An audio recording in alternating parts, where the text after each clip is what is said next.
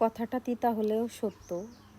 একটা প্রবাসীর বউ বাচ্চা যে পরিমাণের কষ্টে থাকে, বাকি আর কেউ কিন্তু এই কষ্টটা বুঝে না, কেউ থাকেও না। ফ্যামিলি অনেক মানুষ থাকে, কিন্তু তারা কেউই বুঝবে না একটা প্রবাসীর বউর আর বাচ্চার যে পরিমাণের কষ্ট হয়।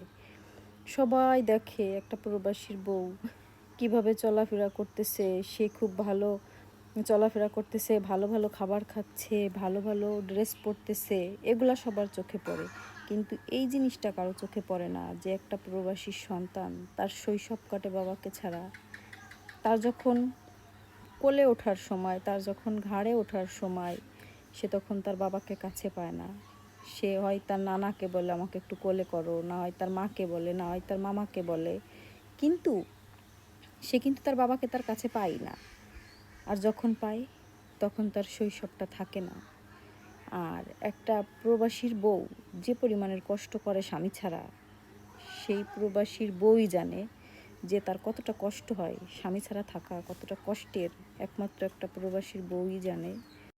সে মানসিক চাপে থাকে, সে শারীরিক চাপে থাকে, সে সবসময় চাপেই থাকে।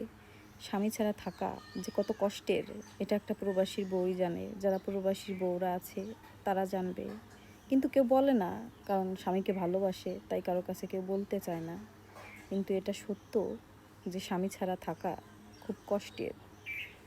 আর যাদের কাছে স্বামী থাকে, সন্তানদের কাছে বাবা থাকে, তারা কখনো বুঝবে না। তারা দেখবা ওই প্রবাসীর বউটা তো খুব ভালো আছে, অমুকের বউ তো খুব ভালো আছে, খুব সুন্দর লাইফ লিড করতেছে, সে তো খুব ভালো ভালো ড্রেস পরতেছে, খাচ্ছে, দামি ফোন ব্যবহার করতেছে। আরে এগুলো ব্যবহার করার পিছনে যে তাদের জীবনে কত কষ্ট থাকে, এটা তোমাদের মতো মানুষরা না বুঝবে না। যাদের স্বামী সন্তান নিয়ে আছো তোমরা বুঝবা না।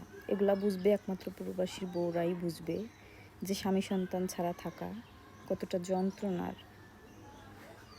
তাই বলি কি, এগুলা নিয়ে সমালোচনা করো না। একজন প্রবাসীর সন্তানই বোঝে যে বাবা ছাড়া শৈশব কত কষ্টের। আর একজন প্রবাসীর স্ত্রী বোঝে স্বামী ছাড়া কত কষ্টে জীবনযাপন করতে হয়।